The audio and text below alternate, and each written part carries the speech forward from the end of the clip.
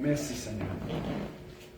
Oui, Je sens dans mon esprit que c'est un temps de préparation, un temps de repos, un temps de tranquillité. La parole de Dieu nous fait mention que dans Ésaïe 30, verset 15, que nous devons être dans le repos et dans la confiance. Amen. OK, Proverbe 3, je vais lire quelques versets. Que la bonté, le verset 3, que la bonté et la fidélité ne t'abandonnent pas. Lis-les à ton cou, écris-les sur les tables de ton cœur. Tu accueilleras ainsi la grâce et une raison saine aux yeux de Dieu et des hommes. Reconnais-le dans toutes tes voies, et il aplanira tes sentiers. Amen. Ne sois point sage à tes propres yeux, crains l'Éternel et détourne-toi du mal. Ce serait la santé pour tes muscles et un rafraîchissement pour tes os. Honore l'Éternel avec tes biens et avec les prémices de ton revenu. Alors tes greniers seront remplis d'abondance et tes cuves regorgeront de mou. Mon fils, ne méprise pas la correction de l'Éternel et ne t'effraie point dans ses châtiments. Ici, ce proverbe nous donne des recommandations. Non seulement des recommandations, mais il nous dit aussi jusqu'à où cela va-t-il nous amener. Alors, lorsque la parole de Dieu nous enseigne de honorer l'Éternel avec nos biens et les prémices de nos revenus, alors tes greniers. Dieu ne fait rien pour rien. Dieu, lorsqu'il donne une parole, sa parole est remplie de sagesse, sa parole est remplie de force. Alors, je veux vous encourager à considérer ce que la parole de Dieu déclare. Amen. Ne faites pas des passages sélectifs. Prenez toute la parole de Dieu. Amen. Prenez toute la parole de Dieu et appliquez-la dans toute situation. Ici, on parle des offrandes. On parle de l'argent. Mais l'argent, dans une église, c'est un sujet tabou. Les gens ont peur lorsqu'on parle d'argent. Et oui, il y a eu des expériences dans le passé, peut-être que vous n'avez vécu, vous. D'ailleurs, moi j'en ai vécu, des mauvaises expériences. Mais nous devons apprendre à se faire confiance mutuellement les uns les autres. Et à faire confiance au Seigneur, que quand que vous obéissez à sa parole, et que votre main s'ouvre pour donner une offrande, maintenant, tout est entre les mains de Dieu. Amen. Pour vous. Et vous pouvez donner un temps de prière pour que Dieu accorde de la sagesse aux administrateurs, aux dirigeants d'Église, pour faire en sorte qu'ils mènent à bien et savent utiliser à bonne escience les finances. Et les finances, il n'y a rien de plus spirituel que ça. Oui. Amen. Et je ne veux pas m'étendre, mais Jésus a parlé plus d'argent que bien d'autres sujets. Parce que le Dieu Mammon, qui est caché derrière le désir de posséder de l'argent, nous devons le détrôner. Amen. Et faire en sorte que l'argent devienne pour nous un serviteur. Amen. Et pour cela, nous devons apprendre à honorer Dieu convenablement. Amen. Amen. On a besoin de votre apport financier. Cette Église a besoin de continuer. Est-ce que c'est vrai? Oui. Et je fais confiance en Dieu. Dieu va amener quelque chose de bien dans cette église ici. Amen. Mais, et je dis mais, ça va prendre de votre obéissance et de votre engagement. Et Dieu va multiplier des choses. Amen. Alors, ça c'est mon enfant. Merci, mon enfant. Seigneur Jésus, nous te donnons toute la gloire et toute l'honneur. Nous te remercions pour chaque personne qui est ici.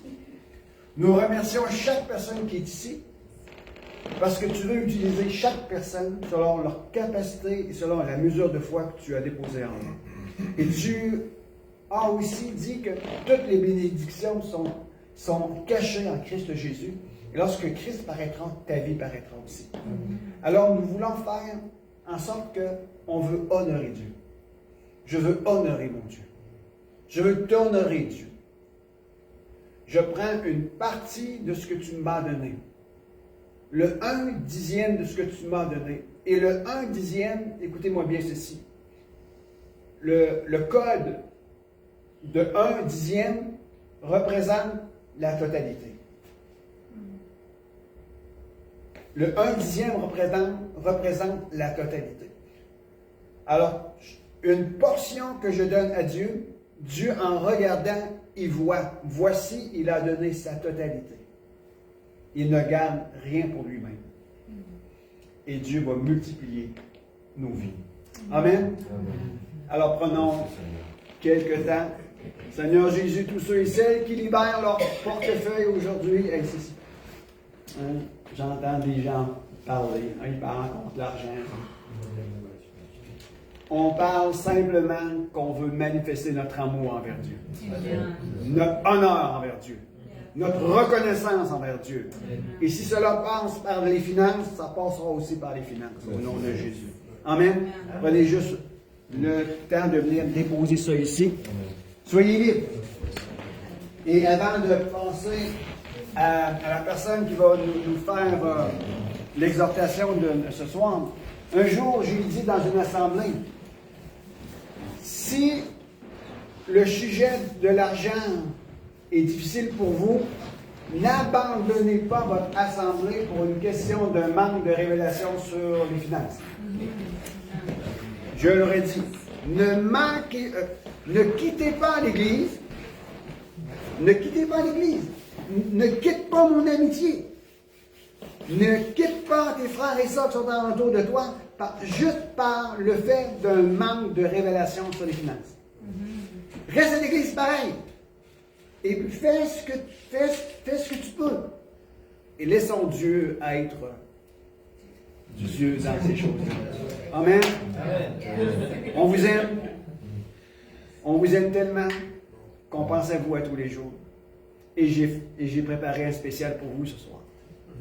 J'ai demandé à notre prophète de la maison, prophète et enseignant Gaétan, de venir nous partager quelque chose pour vous. Amen.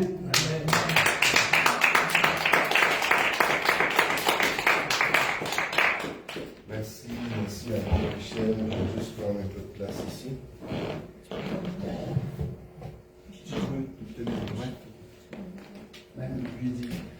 Vous savez, notre amour pour Dieu passe par le portefeuille.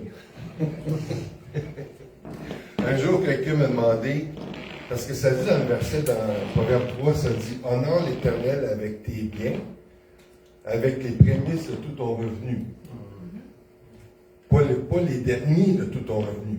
Les prémices. Les prémices, ça veut dire premier. Puis un jour, quelqu'un m'a demandé, mais c'est quoi le revenu? Ben, j'ai dit, c'est tout ce qui t'est revenu. C'est pas compliqué. Si c'est revenu, ben, t'honores Dieu avec qu'est-ce qui est revenu. C'est bon? C'est pas compliqué. Donc, le revenu, c'est ce qui est revenu. Alléluia. Donc, bonsoir, chers amis, chère assemblée.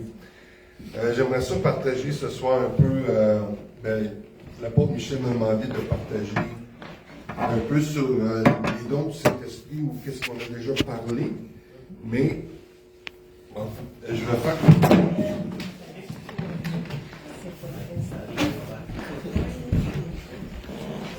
Désolé. Ça glisse des feuilles.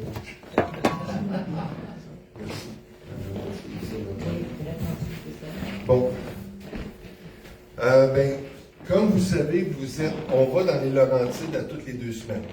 Donc, on quitte Sherbrooke le vendredi matin. On conduit environ 5 heures de route pour aller jusqu'à Lac des Écorces, qui est Mont-Laurier. C'est à 10 minutes, juste avant d'être à Mont-Laurier. Donc, on a Catherine.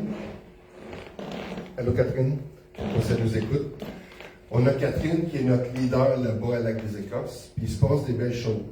Il y a des gens, il y a une personne entre autres qui nous a contactés. Puis la personne était dans le nouvel âge, était encore dans le nouvel âge, mais la personne a dit, j'ai pas trouvé la paix. Puis là, j'ai dit, on a rencontré la personne. Et vous savez, Jésus a dit, je vous donne ma paix, je vous laisse ma paix, pas comme le monde donne. Parce que Jésus nous donne une paix qui est la vraie paix. C'est la vraie paix. Donc, on a pris du bon temps avec cette personne-là, on a prié pour cette personne-là, on a donné des conseils. La personne avait des choses dans sa maison qui, vous savez, des fois, va avec le nouvel âge. Donc, on a dit, puis là, la personne voulait qu'on fasse du ménage. Du ménage spirituel. Fait que Nancy, elle a dit, nous, on s'offre pour faire du ménage. On est des vidangeurs. On dit qu'on est des Ghostbusters. Hein? Des Ghostbusters spirituels. Donc, c'est ça, mais déjà, la personne avait ciblé des choses dans sa maison qui devait se débarrasser. Donc, la personne a sorti une boîte, puis a commencé à mettre plein de choses dans cette boîte-là qu'il savait qui n'était pas correct. Tu sais, des petites statues, hein? C'est ça, toutes sortes de... Puis, c'est merveilleux de voir la docilité de cette personne-là, de vouloir être libre. Amen. Vous savez, il faut se battre des fois pour notre liberté. Oui. Moi, j'ai dû me battre pour être libre dans ma vie. Amen. Parce que Jésus dit, vous connaîtrez la vérité et la vérité vous rendra libre. C'est la connaissance de la vérité qui te rend libre et non la vérité. Il faut connaître la vérité. Amen. Puis quand on connaît la vérité, mais là, on rentre dans la liberté. Yes. Donc, c'est la connaissance. Il y en a beaucoup qui disent,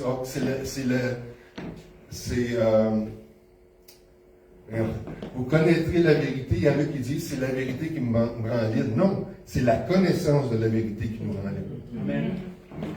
Donc, cette personne-là, c'est merveilleux, docile. Là, j'ai dit à la personne, tu donnes pas ça à quelqu'un d'autre, là.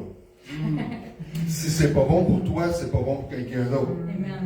Donc, il faut que ça soit brûlé, détruit, jeté. Il ne faut pas que ça tombe dans les mains de quelqu'un d'autre. Donc, ça, c'est bien important. Mais c'est merveilleux de voir ce que Dieu fait. Puis avec Catherine, salut Catherine, si tu es en ligne. C'est merveilleux de voir ce que Dieu fait et ce que Dieu est en train de faire. Il y a un verset dans Habakkuk 1,5. Je vais juste le lire rapidement. Ça dit, jetez les yeux parmi les nations, regardez et soyez saisis d'étonnement, d'épouvante, car je vais faire en vos jours une œuvre que vous ne croiriez pas si on la racontait. Et ce qu'on a réalisé, c'est que, en étant là-bas à Lac des Écorces avec Catherine, on a réalisé que Dieu veut faire quelque chose de nouveau, mais pas bâti sur l'ancien. Amen. Donc, on peut, comme Jésus a dit, on ne peut pas mettre du vin nouveau dans des vieilles outres, parce que sinon ils vont éclater. Il faut mettre du vin nouveau dans des nouvelles outres. Donc, il faut être nous transformés pour recevoir le nouveau vin de ce que Dieu veut faire. Et aussi, ce qu'on réalisait, c'est que, vous savez, Jésus a dit, je bâtirai mon Église. C'est pas notre Église, c'est son Église. Mais on travaille pour lui. Puis aujourd'hui, je réalisais que Jésus était parfait. Ça veut dire que Jésus n'a jamais péché. Pas une fois. Amen. Ni en parole, ni en pensée, ni en action. Jamais. C'est merveilleux, hein? Amen. Mais il a transmis son œuvre à des gens imparfaits. Nous autres. Donc, il nous fait confiance. Il te fait confiance. C'est toute une confiance, là. Hey, je suis parfait, puis moi, je transfère quelque chose à quelqu'un qui ne l'est pas. Donc, Jésus a dit, je bâtirai mon Église. Ça dit dans les Actes des Apôtres, quand, tu sais, dans une journée, l'Église, ça dit que elle a augmenté de 3000 personnes, là, une journée, là. Ça dit, le Seigneur ajoutait chaque jour à l'Église ceux qui étaient sauvés. Amen. C'est le Seigneur qui ajoute à l'Église. Nous, on est des ouvriers, nous, on est des serviteurs.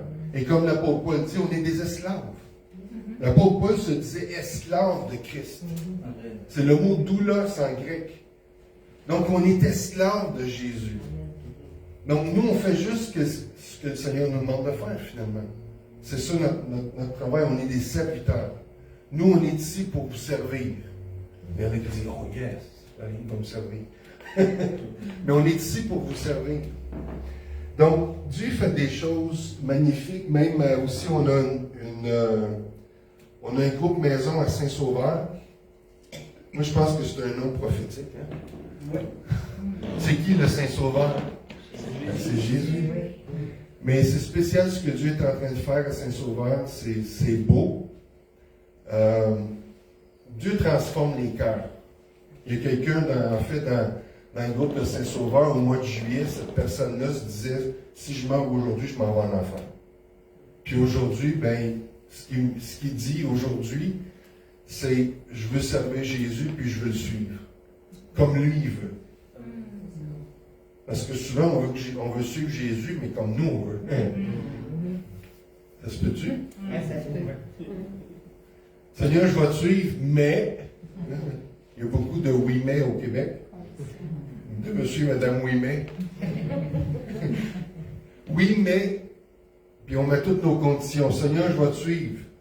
Oui mais, on met des conditions. Mais maintenant, cette personne-là dit, j'ai compris, j'ai été au fond du baril, je ne veux plus retourner là. Puis je veux suivre Jésus comme lui veut qu'on le suive. La plupart en fait, le jeudi soir, qui est là le jeudi soir? Presque tout le monde. On a presque la majorité. Oui, plus que 50%. 51%, c'est la majorité.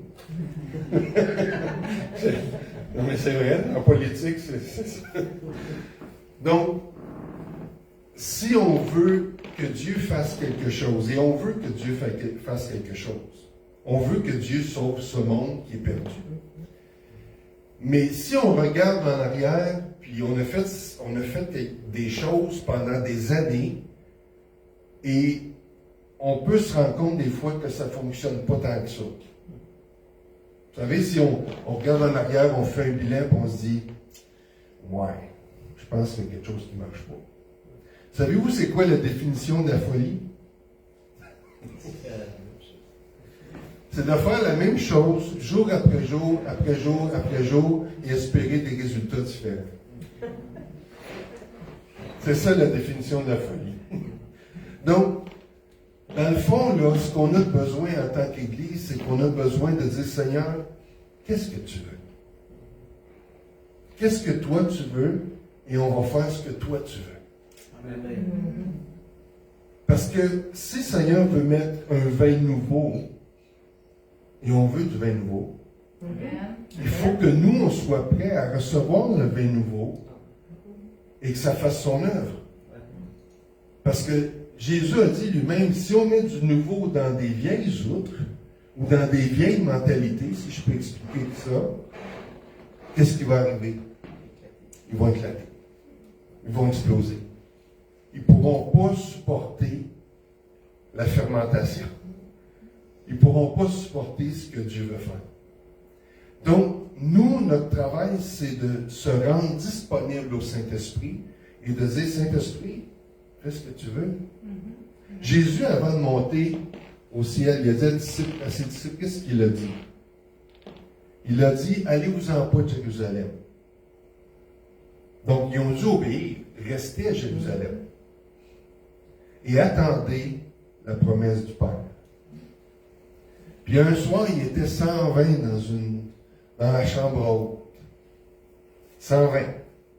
Pendant 3 ans, il y a eu le ministère de Jésus. Il y en a eu des foules qui ont entendu parler de Jésus. Mais il était 120 ce soir-là. Puis qu'est-ce qui est arrivé? Le Saint-Esprit est descendu. Il y a eu des langues de feu.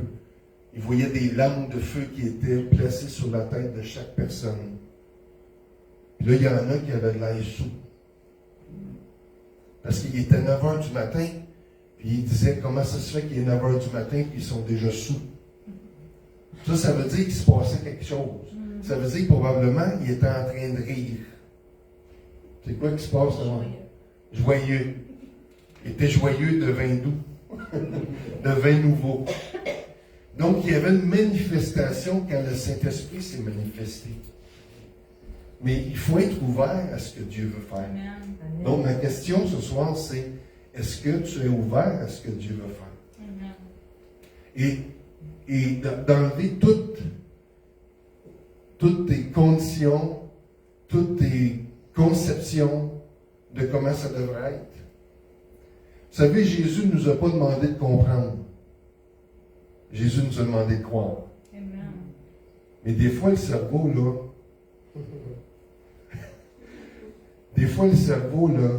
il y a des obstacles.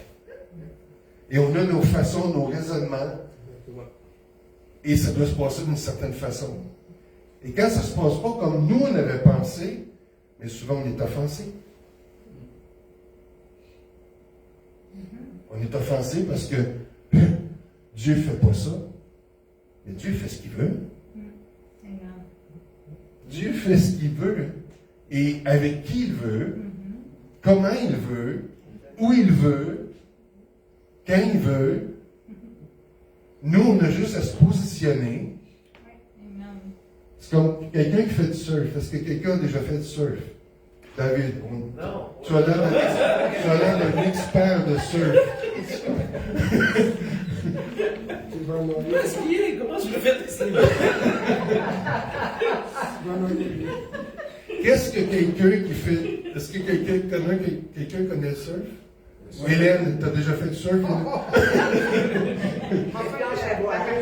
La pointe blanche à droite, c'est une petite langue.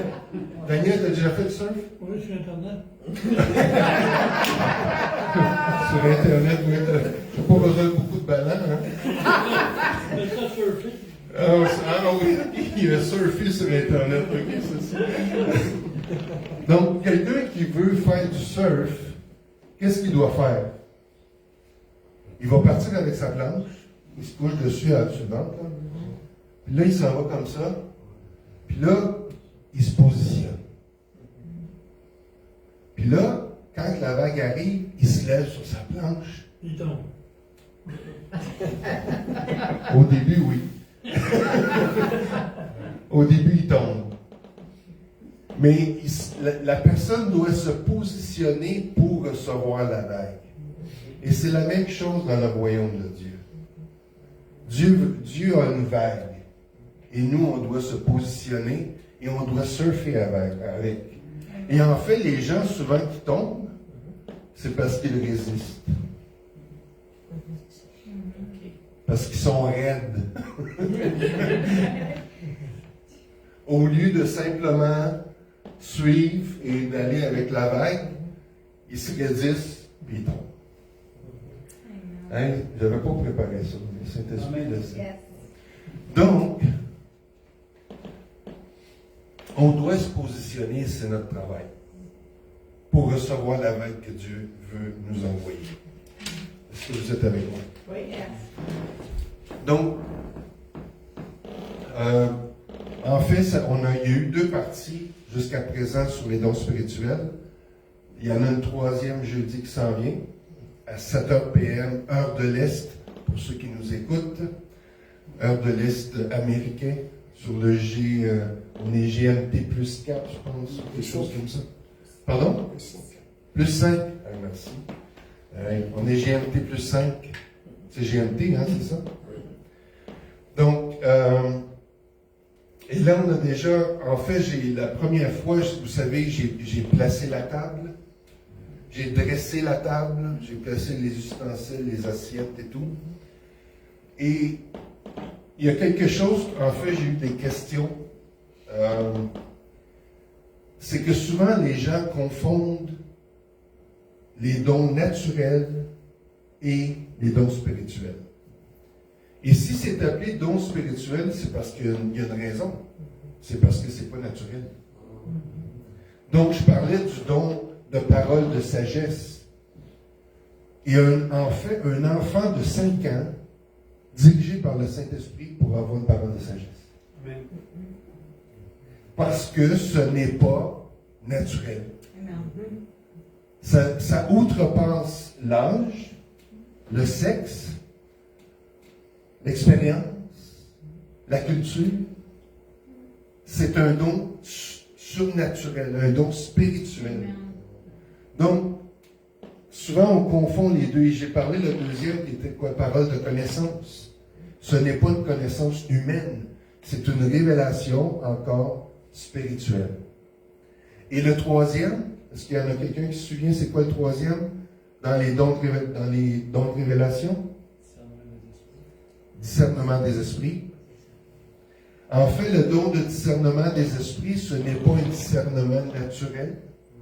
C'est un discernement spirituel. Et souvent, ces gens-là, qui ont ce don-là ou qui le manifestent, peuvent voir dans le surnaturel, dans le spirituel. Et il y en a qui disent, et la question que Paul Michel avait posée, c'est au niveau du discernement, c'est que des fois, il y a des gens qui pensent qu'ils ont du discernement spirituel, mais qui est en fait un discernement naturel. Parce qu'ils ont l'expérience de composer avec les gens.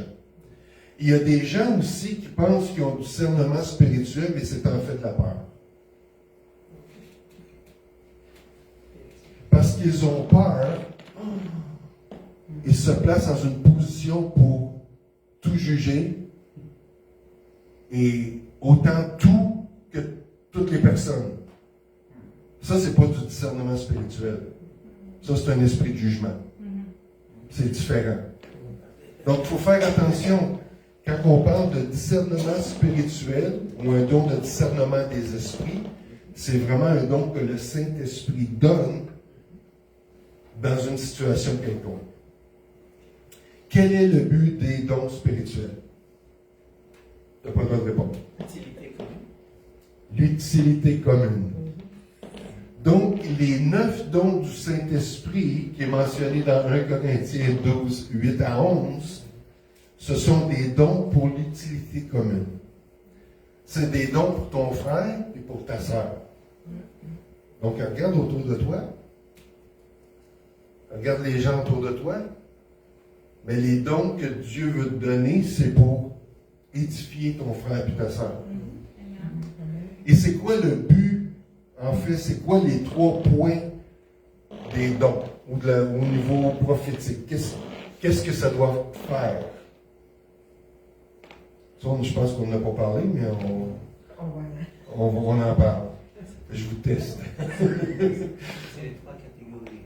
En fait, il y a 3 choses que... en fait, c'était plus au niveau de la prophétie, je m'excuse, je devance. 3 choses que la prophétie doit faire. Édifier, exhorter et consoler. Ce sont les 3 choses que, en fait, les dons doivent faire. Donc, le mot démolir n'existe pas. Le mot juger n'existe pas. Le mot condamner n'existe pas. C'est quoi? Édifier. On a le mot édifice, ça veut dire bâtir. Deuxièmement, exhorter. Et en passant, le mot exhorter, ça ne veut pas dire prendre ta Bible et de frapper quelqu'un avec un verset biblique. Le mot exhorter en grec, c'est parakaleo, qui est en fait le même nom que le Saint-Esprit. Parce que le nom du Saint-Esprit, c'est Parakletos. Ça veut dire, et c'est quoi le nom du Saint-Esprit? Consolateur. Donc, quand il dit exhorter, en fait, c'est la consolation. Donc, on est là pour élever les gens, pas pour les aplatir. Pas pour piler dessus, pas pour les écraser, mais les relever. Et vous savez, dans le ministère, je vais terminer avec ça. Dans le ministère, quand on prie pour les gens, on voit souvent des gens qui sont émotionnellement aplatis. Il y a des gens qui vivent des choses très difficiles dans la vie. Et ils sont aplatis à terre. Et nous, notre travail, c'est de se mettre à leur niveau et les aider à se relever. Amen. C'est ça notre travail. C'est pas de piler dessus, là. C'est de relever les gens, de les édifier. Et comment on édifie? On met une brique après l'autre. Et on bâtit. Donc, c'est bon, vous êtes avec moi? Yes. Donc, jeudi soir, je vais vous encourager, 7h PM ici, GMT, plus 5, l'heure de l'Est. Pour ceux qui... Parce qu'il y a beaucoup de gens de l'autre pays. Hein. Le dernier vidéo, je suis rendu, en fait, je suis rendu. Nous sommes rendus à plus de 1400 personnes qui ont vu le vidéo. Donc, il y a des gens partout dans le monde qui voient ça. Donc, c'est ça. Donc, jeudi soir ici, 3e partie, on va parler sur les dons de puissance. Là, on a vu les dons de révélation, là, ça va être les dons de puissance. Donc, soyez au rendez-vous. Amen. Bon, Michel, c'est à votre tour. Merci. On va applaudir. Merci beaucoup. C'est un frère précieux pour moi. Amen. On a besoin d'avoir des compagnons d'œuvre qui travaillent avec nous. Oui. Amen. Tu me consoles. On a besoin de se consoler nous aussi des fois. Oui. Amen. Amen. Je ne prendrai pas trop de temps, mais je veux juste parler avec vous de ce qui est sur mon cœur. Mais avant tout, on va lire quelques versets. Dans Amos 3.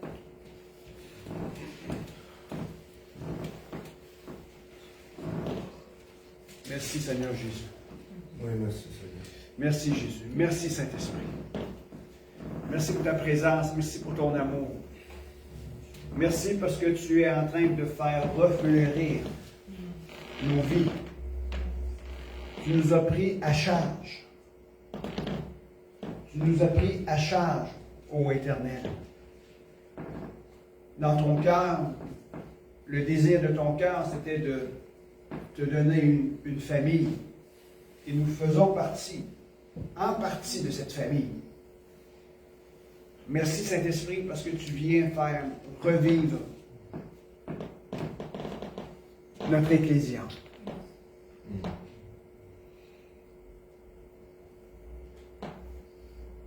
Merci Saint-Esprit. On a besoin de toi plus que jamais.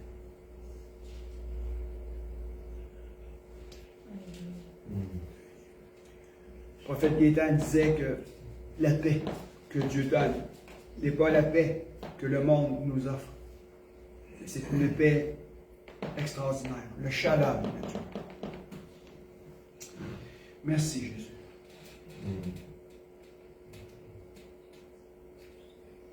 Saint-Esprit. Saint-Esprit, viens faire ton œuvre au plus profond de nous-mêmes.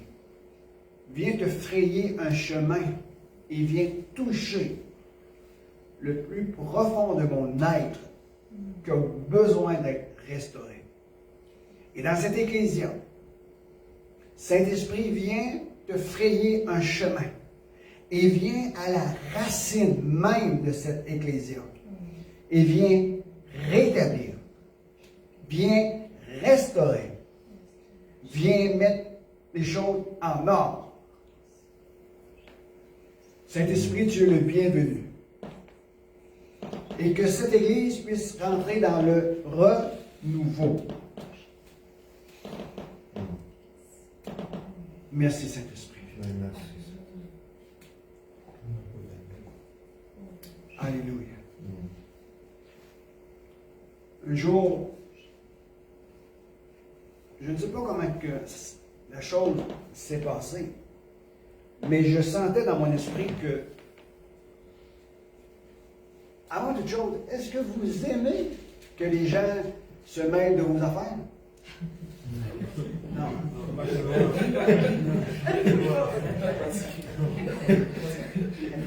Hein, vous aimez pas ça, hein? Quand les gens viennent fouiner dans vos affaires, puis essayent de contrôler vos décisions, vous aimez pas ça, hein? Il y en a un autre qui aime pas ça. Il s'appelle l'Éternel, Amen. le Dieu des armées. Amen. Et un jour, je réfléchissais sur ça, et j'entendais dans mon esprit, je viens m'occuper de mes affaires. Jésus est celui qui bâtit son Église. Amen. Je bâtirai mon Église. Et c'est son Église à lui. Amen. Et trop souvent, des fois, il y a des hommes, des femmes, jeunes hommes, jeunes filles, qui ont pris les affaires du royaume puis ils l'ont essayé de le faire à leur manière. Mais le temps est révolu. Je pense que Dieu va venir s'occuper de ses affaires. Amen. Et je veux faire partie de ses affaires. Amen. Amen. Un jour, je ressentais dans mon esprit que Jésus venait au milieu de son ecclésia pour regarder ses enfants, regarder ceux qui font partie de cette ecclésia. Et il les appelait à se ranger, de se positionner. Et j'entendais Jésus dire, maintenant je vais reprendre mes ministères, parce que ça m'appartient. Et je vais rétablir un ordre. C'est comme si Jésus disait, je reprends les 5 ministères et je vais leur donner le plein pouvoir et je vais les rétablir dans son ordre. Et je sentais aussi de dire qu'il y a des personnes qui sont positionnées dans un ministère qui ne devraient pas être là. Mais que Dieu voulait les remettre à niveau. Combien de personnes sont au courant que depuis les quelques dernières années, beaucoup de dirigeants d'Église ont cédé leur poste pour s'en aller vers un autre ministère. Certains des couples pastorales ont donné leur démission, ils ont appointé quelqu'un d'autre pour se rendre disponible et être dans l'ordre de Dieu. Et on en connaît qu'ils ont simplement dit, j'arrête telle fonction pour m'investir dans ce que Dieu me demande de faire maintenant. Alors, il y a parfois des changements de garde.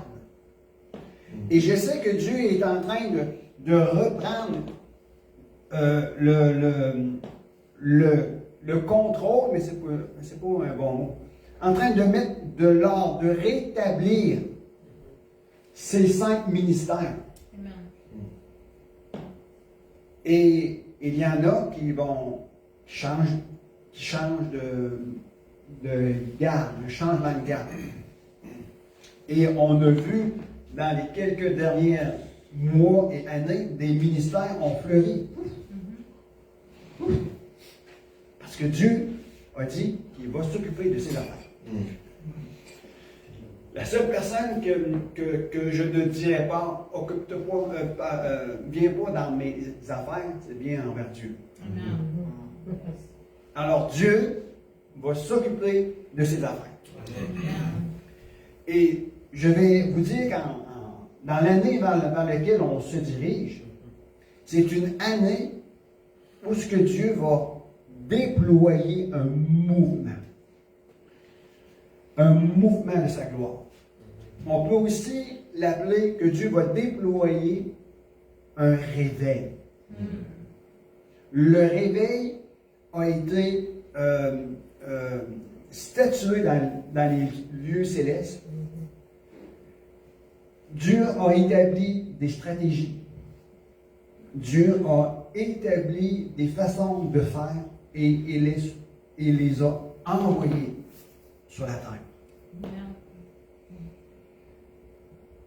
L'année 2025 va être une année de complémentarité.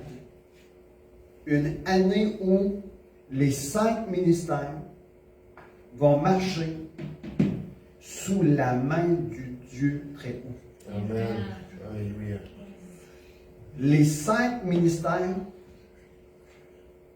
vont s'unir avec la main de l'Éternel et ensemble, nous allons vivre un temps extraordinaire. C'est comme si le temps du royaume de Dieu va déployer ses ailes. Amen. Alors, comme j'ai aimé ce que Gaétan a dit, se positionner. Et je vais dire aussi autre chose. Préparez-vous pour être prêt.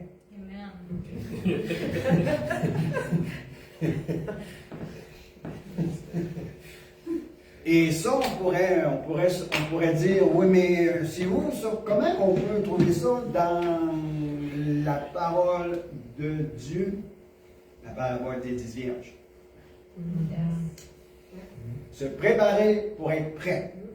Les 10 vierges, il y en avait qui avaient 5 folles, 5 sages. Les sages se sont préparés. Et les folles ont dit, bon, on va attendre. On va attendre. Ils ne s'étaient pas préparés pour être prêts à la venue de l'époux. Les 10 ont tombé dans un sommeil. Les 10 se sont assoupis. Et quand le cri de minuit s'est fait entendre, on a vu qui s'était préparé pour être prêt. Et l'année 2025 est une année aussi de sanctification. Une mise à part. Une mise à part. Alors, si vous voulez être mis à part dans le mouvement de sa gloire qui va tomber sur Sherbrooke ou dans toutes les régions respectives, si vous voulez être mis à part par le Seigneur pour accomplir une œuvre de gloire et être un artisan de la justice, un artisan de paix pour votre communauté, et lorsque vous allez vous présenter devant Dieu, vous allez être, voici Père, ce que tu m'as donné, voici ce que j'ai fait fructifier. Si vous voulez être mis à part par l'Éternel, Dieu Tout-Puissant, pour accomplir quelque chose qui est sur le point de se manifester, vous devriez maintenant commencer à penser à vous-même de vous consacrer au Seigneur. Dieu utilise ceux qui sont consacrés. Je dis une phrase ici.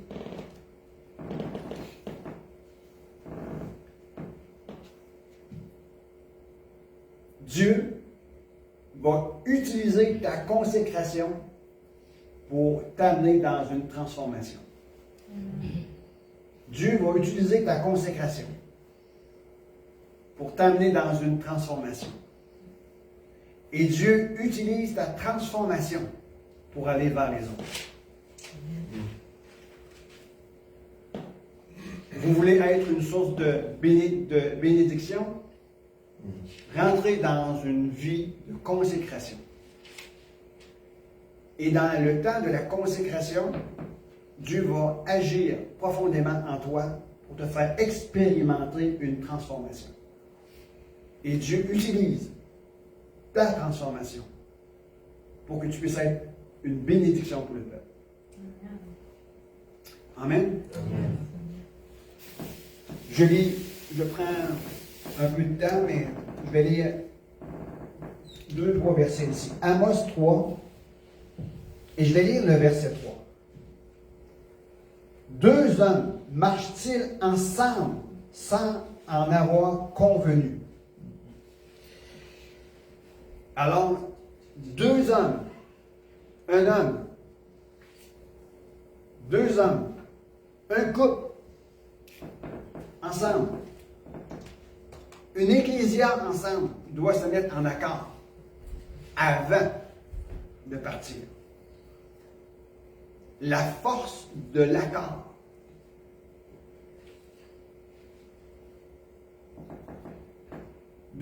Quand j'ai commencé à parler sur l'intimité, je me rappelle, j'étais à Montréal et frère Enoch était avec moi. Il y a une parole que j'ai lancée, que j'ai même redit ici, dans notre deuxième soirée de mission Convergence. Lorsque la voix de l'unité de l'Ecclésia sera relâchée devant le trône de miséricorde, le Seigneur enverra un mouvement de sa présence au milieu de nous pour libérer son peuple. Lorsque la voix de l'unité se fera entendre devant le trône de miséricorde, Dieu va commencer à agir. Parce qu'une des grandes faiblesses que nous trouvons dans le corps de Christ, c'est un manque d'unité. Être un, c'est une faiblesse. Nous devons apprendre à travailler ensemble, à mettre nos opinions de côté parfois, puis à travailler ensemble, en unité. Je continue ici, je termine bientôt. Le verset 4. Le lion rugit-il dans la forêt sans avoir une proie? Et Amos 3, verset 4. Amos 3, et je continue le verset 4. Le lion rugit-il dans la forêt sans avoir une proie? Le lionceau pousse-t-il des cris du fond de sa tanière sans avoir fait une capture? L'oiseau tombe-t-il dans le filet qui est à terre sans qu'il y ait un piège? Le filet s'élève-t-il du sol sans qu'il y ait rien de pris? Sonne-t-on du corps dans une ville sans que le peuple soit en émoi? Arrive-t-il un malheur dans une ville sans que l'Éternel en soit l'auteur? Ainsi le Seigneur l'Éternel ne fait rien sans avoir révélé son secret à ses serviteurs et prophètes. Je continue. Le lion rugit, qui ne serait effrayé? Le Seigneur l'Éternel parle, qui ne prophétiserait?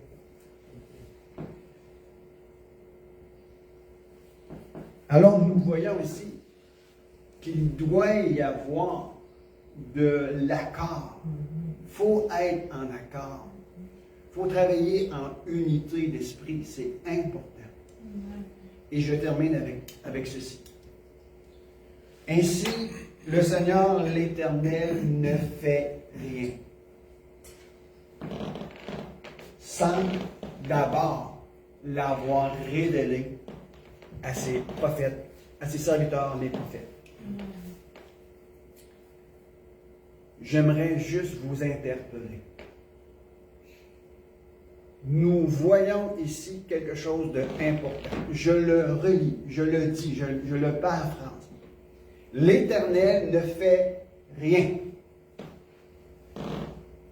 L'Éternel ne fait rien sans d'abord l'avoir révélé à ses serviteurs, les prophètes. Ici, j'ouvre une parenthèse pour être un peu plus large, parce qu'il y a de la profondeur dans les révélations. Ça dit, un verset, à quelque part, je n'ai pas la référence avec moi. Il dit que nous sommes les fils des prophètes. Notre père Abraham, par la foi. Hein? Abraham était lui-même prophète. Alors, nous sommes les fils des prophètes. Parce que vous êtes animés de l'Esprit. Vous êtes animés de l'Esprit par lequel vous avez reçu. Alors, si vous voulez voir que l'Éternel puisse agir dans une manifestation puissante, vous avez une responsabilité. Si vous voulez voir Dieu agir avec puissance et avec précision, vous avez une responsabilité. C'est d'être en accord avec lui.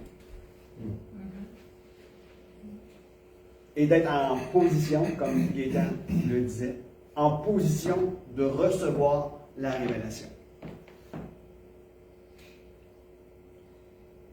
L'Éternel ne fait rien sans avoir révélation à son serviteur ou à sa servante. Lorsque Dieu veut faire quelque chose, il se cherche un homme. Il se cherche une femme. Ici, dans la ville de Sherbrooke, je sais ce que je vais dire, je ne me ferai probablement pas aimer. Qu'importe.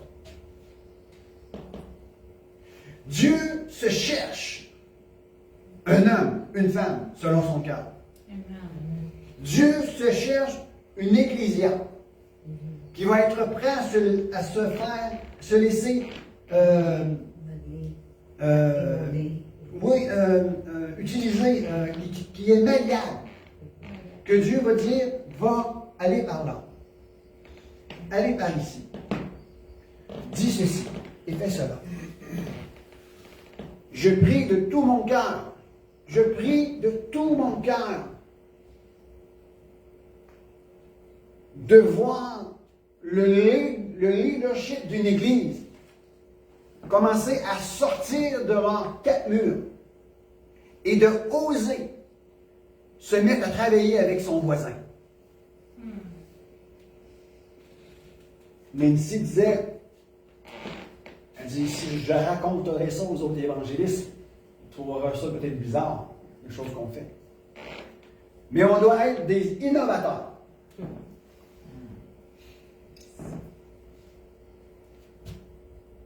Et je prie au plus profond de mon être qu'il y ait des pasteurs, des couples pastorales, des leaderships d'église qui vont dire ben, on va oser faire quelque chose de différent. Je crois dans mon cœur que le plan d'affaires ecclésiastique doit être changé. Le plan d'affaires ecclésiastique doit changer. Nous devons revenir sous la tutelle du Saint-Esprit. Nous devons revenir, je le dis de cette façon, nous devons revenir dans les bonnes grâces de notre Dieu. Nous devons nous appuyer sur sa parole plus que jamais. Et pour cela, nous devons être en accord avec notre Père, avec Dieu. Et ça ne prend pas la moitié de Sherbrooke, ça prend un homme, une femme, une ecclésia qui se dit Seigneur, nous voici. Et on veut travailler dans ta direction. Et je vais vous demander à vous. Vous voyez Serena et moi, avec tout le respect que j'ai pour David, David a eu de l'humilité pour se retirer un pas à l'arrière et faire passer un autre couple pour prendre la direction. Vous connaissez David et Lorraine. Vous connaissez Serena et moi.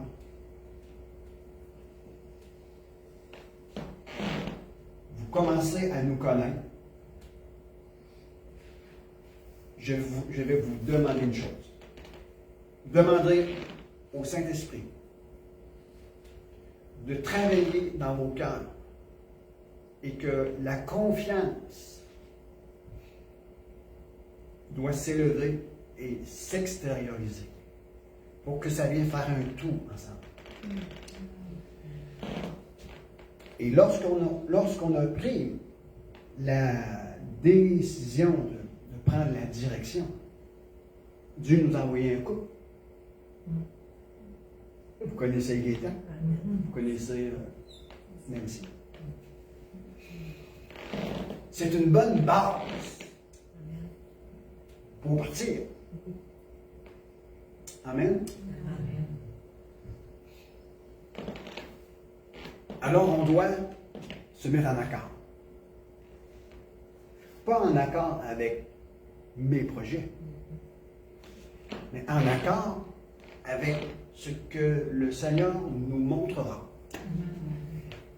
Et si je vous dis se mettre en accord, ça va vous demander, pour certains d'entre vous, même pour ceux qui nous écoutent, que ça va vous demander que vous éleviez votre niveau de confiance. Quelqu'un pourrait dire, ouais, mais avoir confiance, puis je peux pas avoir une confiance aveugle, là. Non, non. Est-ce que tu es aveugle spirituellement? Est-ce que vous êtes aveugle spirituellement? Non, vous n'êtes pas aveugle spirituellement. Vous êtes éclairé. Parce que vous êtes une lumière. Alors, si vous osez dire, je vais faire confiance aux personnes que Dieu a mis en place. Gaétan disait, on n'a pas besoin de tout comprendre. Dieu ne nous a pas demandé de tout comprendre. Il nous a demandé de le croire. Amen.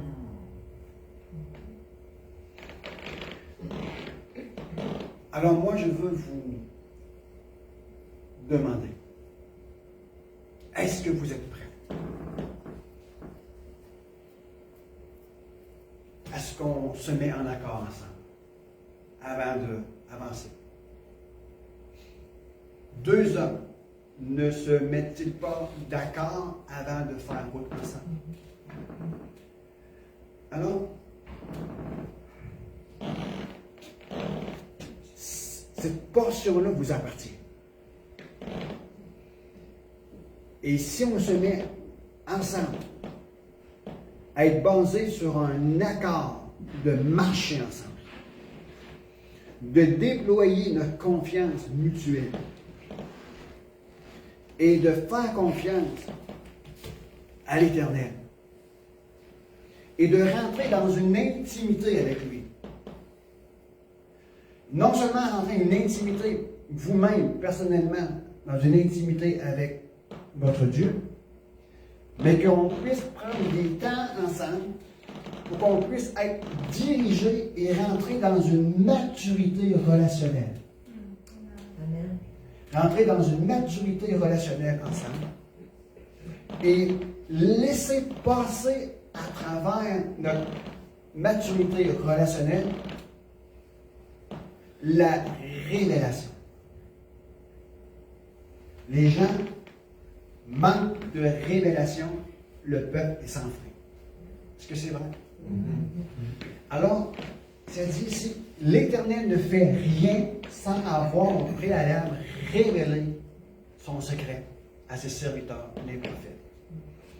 Il y a, je termine bientôt, il y a des réserves de révélation qui sont étiquetées et qui portent mon nom dans les lieux célestes.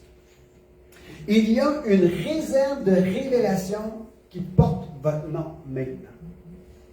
Et pour déverrouiller la porte d'accès, c'est d'être en intimité avec votre Dieu. Le monde qui nous entoure a besoin d'être consolé, aimé, guéri, restauré, activé. Et est-ce qu'il se pourrait-il que Dieu a mis une réservation, une révélation qui porte le nom de David et que lui seul peut aller chercher cette révélation-là pour la lancer vers les gens pour lesquels il est destiné à être, pour libérer des vies. Alors nous avons besoin de rentrer ensemble dans un accord mutuel et de se présenter devant Dieu dans une maturité relationnelle et de recevoir la révélation sur ce que l'Éternel est sur le point de faire. Et lorsque la voix prophétique se faire entendre dans une atmosphère, il y a des choses qui se mettent en place. Est-ce que c'est vrai? Alors, je résume ça. Lorsque on rentre dans une intimité avec le Seigneur et dans une maturité relationnelle, la révélation que Dieu va relâcher, on s'appuie sur cette révélation et on la lance. Vous allez voir l'atmosphère commencer à changer. Vous allez voir des choses se mettre en place. Pourquoi? La parole que Dieu nous donne par révélation est aussi une parole qui détient au cœur même la créativité. La création. La parole de Dieu a une puissance pour amener une nouvelle création. Alors, je vous encourage à considérer que nous devons développer notre maturité à un tel point que nous parvenons à une maturité relationnelle ensemble et que nous avançons dans un accord mutuel. Tout en faisant confiance aux personnes que Dieu a mis en place. Amen. Je vais terminer en prière. Après, je ferme le Facebook. Puis après ça, s'il y a des gens qui ont besoin qu'on prie ensemble, qu'on prie ensemble, on va se mettre à votre disposition. Ceux et celles qui veulent partager avec son frère, avec sa soeur, avant de partir, faites-le. Mais dans un esprit de paix et d'amour. Amen. Seigneur Jésus, nous te remercions pour ta présence. Nous te remercions pour ton amour. Nous te remercions pour ta parole. Nous te remercions pour qui tu es. Tu es le Seigneur de cette maison. Et le Saint-Esprit est la vie de cette maison. Père éternel, chaque personne qui est ici, je prie que nous puissions développer une confiance mutuelle, une maturité relationnelle ensemble. Et que nous puissions travailler avec le Saint-Esprit. J'appelle l'unité de l'accord au milieu de nous. J'appelle la puissance de cette unité au milieu de nous. Qu'on puisse commencer à tisser des liens ensemble. Pour qu'on puisse devenir le filet pour la communauté du Grand Estrie. Au nom de Jésus.